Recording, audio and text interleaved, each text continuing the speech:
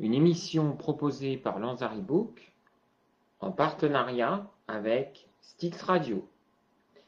Aujourd'hui, dans Mo et son histoire, je vous propose de vous parler des tourments qu'a vécu Mo pendant la guerre de 100 ans.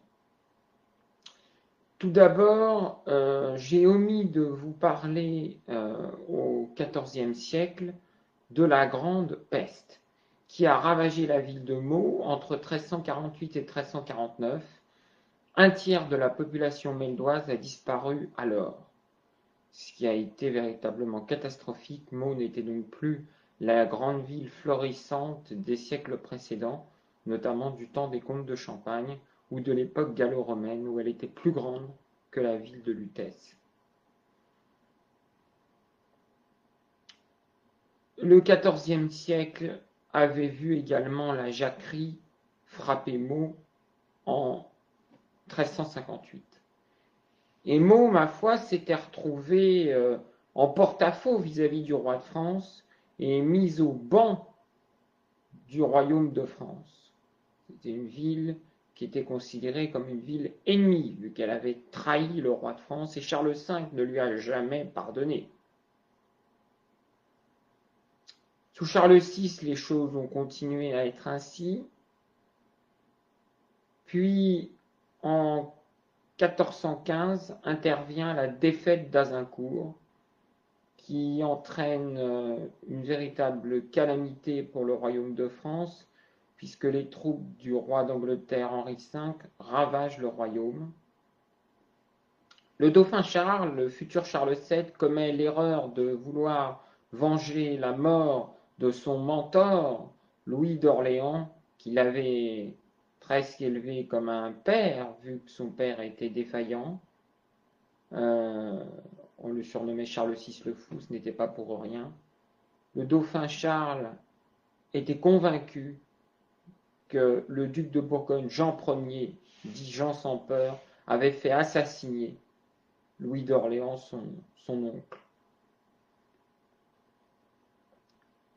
Charles a donc décidé de se rendre justice lui-même et de faire assassiner le 17 septembre 1429, alors que la paix allait être conclue enfin entre les Armagnacs et les Bourguignons, sur le pont de Montereau, Jean sans peur. Sa mère ne lui a jamais pardonné. Isabeau de Bavière, en effet, était très amoureuse de Jean sans peur et a donc décidé ni plus ni moins que de déshériter son fils au profit du roi d'Angleterre.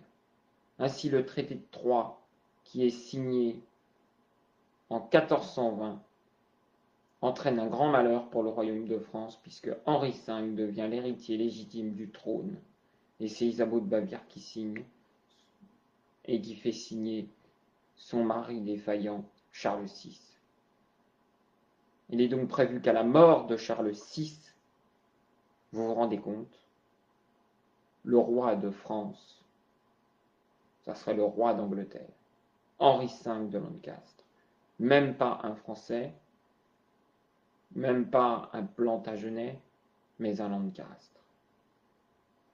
Le fils d'Henri IV de Lancastre, qui avait fait assassiner Richard II Plantagenet en 1399. Lui, ce Richard II, qui avait voulu à nouveau que l'entente règne entre le royaume de France et le royaume d'Angleterre et mettre fin à cette terrible guerre qui ravageait les deux royaumes depuis 1337. Henri V, qui a la légitimité désormais grâce au traité de Troyes de 1420, décide de prendre possession des villes du royaume de France. Mais c'est sans compter, sans l'intervention du dauphin Charles, qui décide de résister. Réfugié à Bourges, il dirige de véritables armées à distance en envoyant des missives. Et dans les villes qui résistent avec les troupes du dauphin, il y a justement la ville de Meaux. Meaux est donc à nouveau au cœur de notre histoire de France, puisque si Henri V fait tomber Meaux, un nombre conséquent de villes fidèles au dauphin tomberont avec Meaux.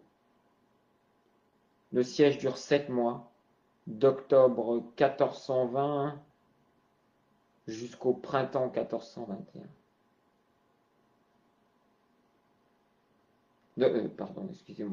D'octobre 1421 jusqu'au printemps 1422.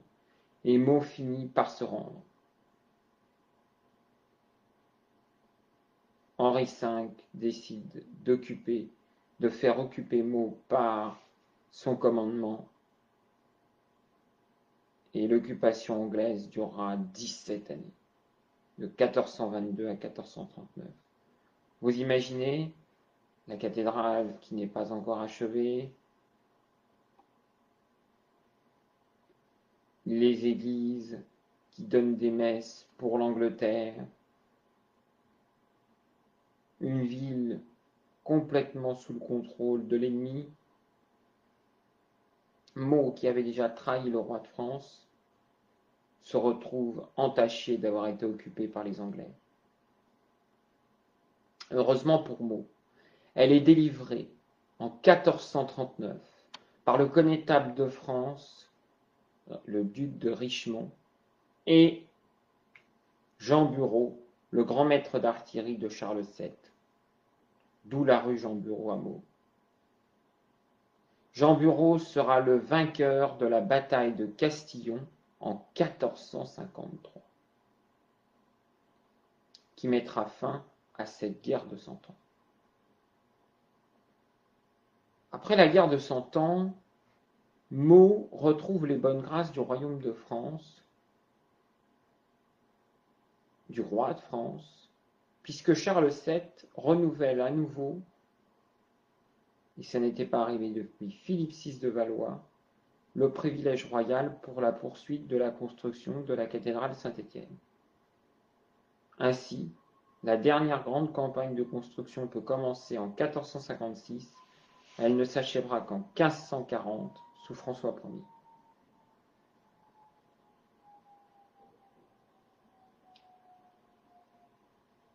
Meaux, par la suite, va connaître une période intermédiaire faite d'insécurité, mais Charles VII va veiller à la sécurité de la ville et décide la création du corps des francs archers en 1440.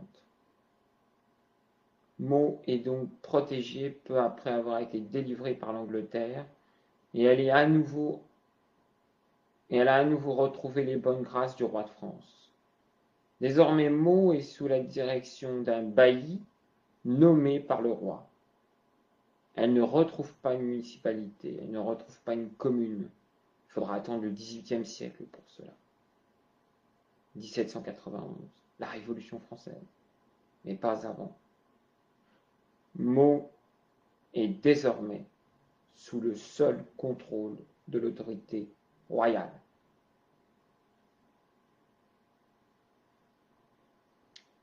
Charles VII ne viendra pas à Meaux, mais c'est son fils, Louis XI, qui en 1461 se rend à Meaux, au début de son règne.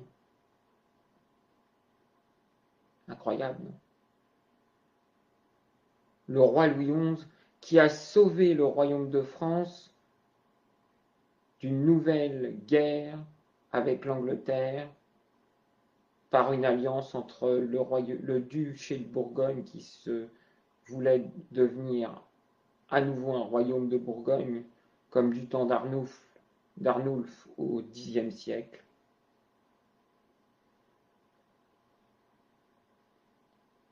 et qui avait, en vainquant Charles le Téméraire, puis le futur empereur Maximilien de Habsbourg, avait permis le rattachement de la Bourgogne à la France en 1481. Eh bien, Louis XI, 20 ans plus tôt, est venu à Meaux, juste après son sacre à Reims.